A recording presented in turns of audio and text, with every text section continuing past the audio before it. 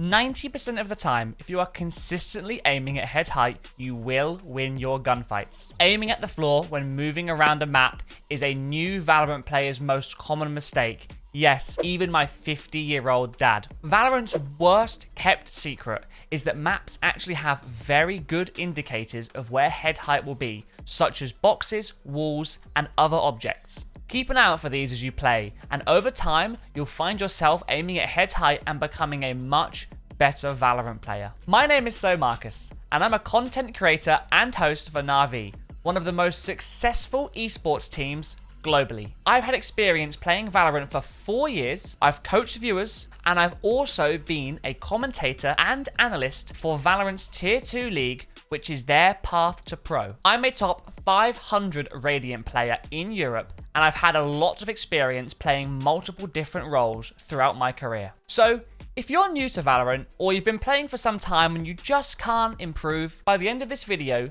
you will know exactly how to be a better player, how to win a lot more of your games, and most importantly, how to climb the ranks in Valorant 2024. Starting off with the absolute basics, you will want to choose the character Jett, who is one of Valorant's most picked agents and is great for beginners and pros alike. You can provide cover for yourself with her smokes. You can dash into the enemies when they least expect it. You can fly and hover, yes, you heard that right, but most importantly your ultimate. You can rain knives down from the sky, as well as moving to help kill your enemies. Jett's abilities are fairly self-sufficient too, so you won't be accidentally blinding your teammates on her with accidental flashes, and there isn't too much pressure in how you use them. Get straight into the range, which is Valorant's practice mode, and start to get used to her abilities. You'll need them for when we face the real opponents. Creating space is one of your main goals as a duelist. You do this by creating a distraction and being the first one on site, allowing your teammates to follow. A fantastic way to do this with Jett is smoke onto site and dash into it. The best case scenario is you secure a kill for yourself. The worst case scenario, you've died, but you've allowed your team to enter the site and kill the person that killed you. This would be called a valuable trade. My second tip when starting off on Valorant is to use your microphone. There is nothing better than having a team that all talks and gives information. Communication is the key to winning games, even at the highest level of competition. So as long as you get this nailed from the start, you'll do great. Information like how much damage you've done to an enemy, or how many enemies you can hear running towards you. All of this is vital to getting to 13 rounds and winning the game. One thing I will always say to people, you could be aiming badly, you could be having an off day and not killing anybody. But as long as you are giving the information, you cannot go wrong. Even when you're in the pre-game lobby choosing your agent, as long as you haven't already instantly picked Jett like most people in Valorant, you can talk about what compositions you want to play. A real cheesy one would be Breach and Jett. Now this is a nasty combo you do not want to play against. An amazing example of a play you can use is to have your team's Breach stun a certain part of the map where an enemy might be, and dash into that area with Jett to secure the kill nice and quickly. If you're looking to get into Valorant with a friend, get them on Breach whilst you're on Jett and start dominating the lobbies early on. Setting up your minimap in the settings menu before you play is key. Many people die by looking at their minimap, which, yes, that's all about timing, but if you have the map which is easy to see and you're not looking at it for a prolonged period of time, you will already be ahead of those that haven't changed their settings. I personally have my map on rotate and keep the player centered off. This way, wherever you go, the map will adjust to your position.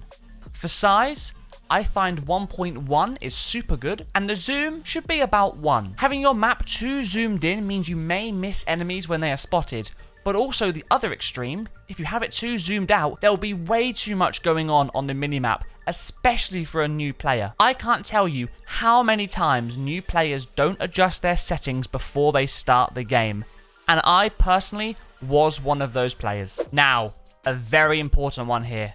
Let's talk about Crosshair Placement, one of my most valuable tips I can give to any new player, and sometimes even to players that have been playing for more than a year. Of course, when you see an enemy, you'll want to aim for the head in most instances. That's self-explanatory, right? It isn't about the gunfights which is the most important bit. It's the parts before that. It's the running around and the turning of corners. Always try and picture an enemy in front of you and aim at head height when running around maps, because imagine if there is an enemy when you turn the corner. If you're staring at the ground, you won't give yourself an advantage whatsoever. Believe me, I told my 50-year-old dad this and he has improved a lot. He used to walk around looking down, and I mean, it looked like he was trying to aim at the ants. The same applies when you're holding down an angle too. You want to be holding it at head height, not too close, but also not too far from the wall either. When waiting for an enemy to swing, you want to be aiming at about this distance from the wall in anticipation. You'll be surprised at how many kills you will secure by doing this one thing alone. Now, this tip is about shooting specifically in Valorant, and yes, it is quite different to other games you may have played. We're focusing here on the Vandal. That is what you'll want to be using. There are no spray patterns whatsoever in Valorant. In most games like Call of Duty, recoil is consistent, but no, not in this game. After around 5 or 6 bullets, the spray will be random, and that is not good for when trying to out-aim enemies. As a newbie, I would recommend firing 5 or 6 bullets and then resetting. During that brief moment you are resetting your gun, step left or right a little bit to begin the next burst of bullets. All this does is mean that your enemy will have to change their crosshair placement, meaning you will gain the upper hand. You don't want to be resetting your aim while standing still.